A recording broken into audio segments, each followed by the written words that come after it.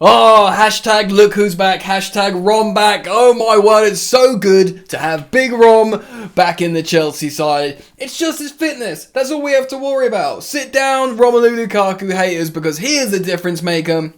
Chelsea have beaten Aston Villa away on Boxing Day today, 3-1, and we claw back to just a 6-point distance between Man City top of the table. Lots to get into today, friends. So much to get into today, and we're going to talk about it here on Football Therapy on your match review. I'd urge you to drop a like if you're feeling good. That means a lot to me, thank you. And you're all welcome to subscribe, friends. I'm just trying to get some more light on the equation. That would probably be helpful. Oh, God.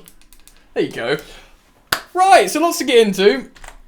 Chelsea won away at Aston Villa, and we scored all 4 goals, if you include the Reece James own goal. I'm going to run through the formation, talk about what happened in the game, give you my opinion on how players played and what's important for Chelsea moving forward. Edouard Mendy in goal. We had a back three of Rudiger, Thiago Silva and Chalobah that was radically changed by the end of the game.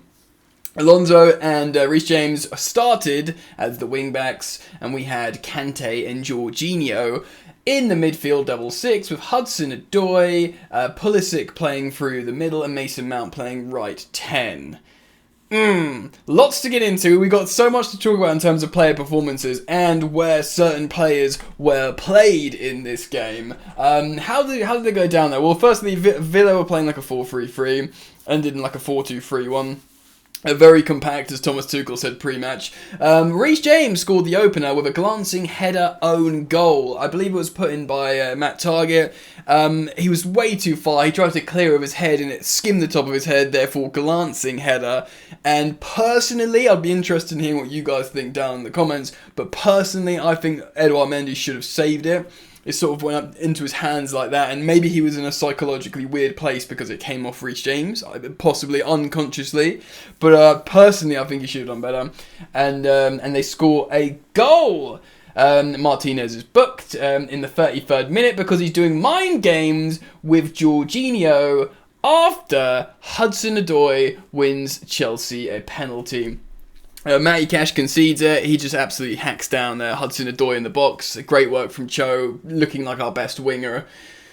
Really, at the moment, in terms of just how he affects games and his dynamism and ball carries into the box, it's Hudson-Odoi is the one at the moment. Jorginho, ice cold, dispatches the penalty. 1-1, and we get to half-time. So at this point now, we're thinking, so what's happened in this game? Well, we can't score an open play. A little bit unlucky and unfortunate with the own goal. In terms of what we were doing, we had so much of the ball, weren't really doing anything in their opposition 18-yard box, and that's largely because Christian Pulisic was playing as a centre forward. Now, I don't want to, it's nothing to do with him because he isn't a centre forward, he shouldn't be played there. I understand how he makes darting runs into the box, but almost not when he's occupying the centre forward role. It's when he is playing as a wide forward or something. It just doesn't suit him. I hope the experiment is over with Thomas Tuchel. I personally called out for it, I wanted to see it, but now I've seen it. I've seen enough, ladies and gentlemen. No more striker Pulisic. And the changes made at half time.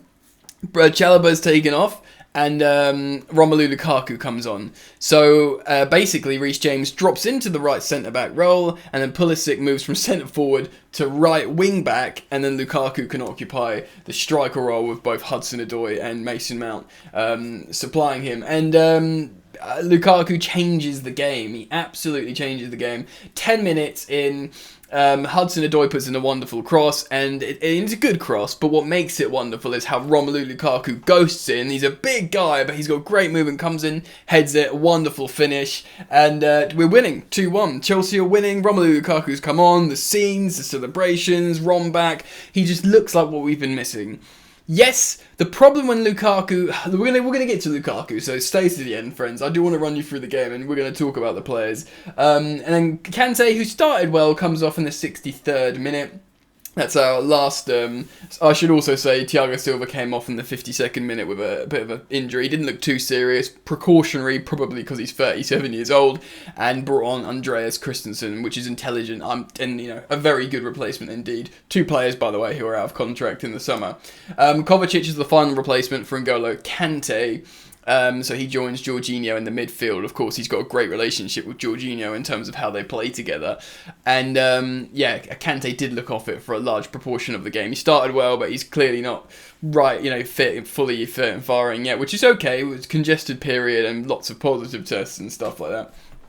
So that's fine. A couple more booking aside. Marcus Alonso. 3 changes are made for Villa in between 73rd and the 76th minute. So they're really going for it. And to be honest, since putting on all that personnel, Villa do start putting heavy pressure on Chelsea in and around our box.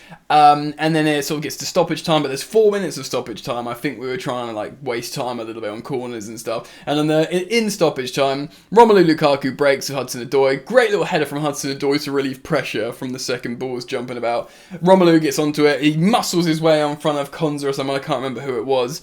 No, maybe not Konza. Maybe it is the fullback. And just keeps going and gets into the box. Draws a tackle from behind. Another penalty. And another Jorginho great penalty. Martinez gets close to it. But ultimately, we win 3-1, baby. Wham bam. Thank you, ma'am. Chelsea have a massive 3 away points.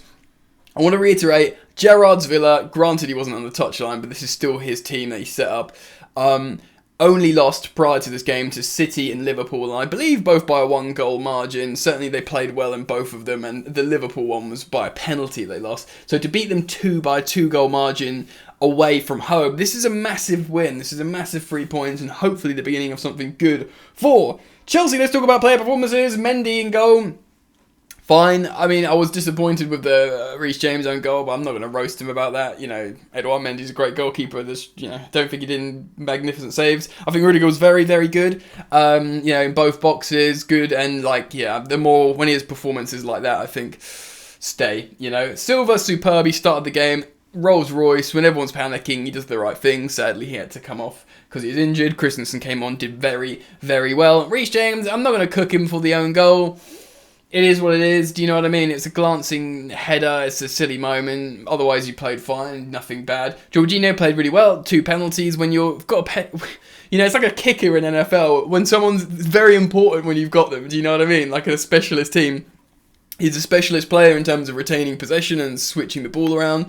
And he's a specialist in penalties. And he's done it again. Kante was good until he looked a little bit off it. I mean, he started very well, doing some superb world-class movements, as Kante can do. But like I said, I think he got cooked towards the end. In terms of he just got a little bit drained or whatever. So Kovacic came on, and for me, Kovacic looked great when he came on. You got 6.7 rating here on Who Scored, if that means anything.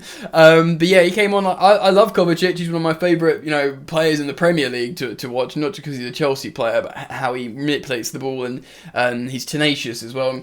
Alonso, I think, was fine. I saw a lot of people grilling Alonso on Twitter. He did get a booking in a couple of slow moments, but actually, I thought he received the ball quite well, and I think he linked up with Hudson-Odoi quite well on the left-hand side. So, for once, I'm not gonna have a go at Alonso. Some people may differ with me. Feel free to do so down in the comment section. Now, Pulisic, an absolute ghost at centre forward, didn't exist. I'm not gonna grill him for that. Honestly, it's totally fine. It's not your position.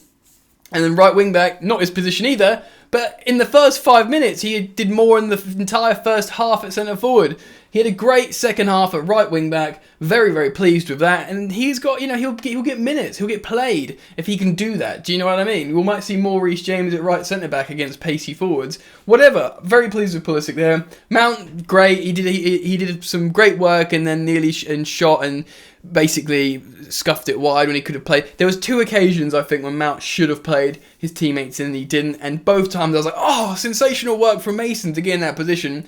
Not making the right decisions, but he's a studious lad. He should hopefully learn from that.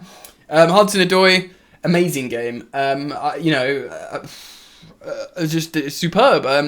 Not man of the match, but for a youngster coming out of the team to come on and impress me defensively, to win that penalty at the end, he had to make that sort of glancing header to stop the second balls being won. It's an important piece of defensive work. He got the cross for Romelu Lukaku's header. He assisted that, and he had great link up with Rom. And like I said, Alonso. And when it comes to Romelu Lukaku coming off the bench, He's exactly what we need. He's that difference in the 18-yard box. And the only, like I said, I want to reiterate, the only concern with Romelu Lukaku is if he can stay fit. If he can stay fit and, more importantly, up to speed, then he's going to be fine. It's people when they have a go at him when he's not pressing and he's not running because he hasn't got the energy. But he's intelligent. If he's got the energy and he's fit and he's up to speed, he will make those movements in the box to win a header. He will bully people off the ball and run towards goal and win a penalty. He will just score goals and help the team. He made like 2 defensive headers in the box as well. Like I always say, Drogba used to do it. He does it as well. He wins out the far post or in the 18-yard box. He wins headers defensively.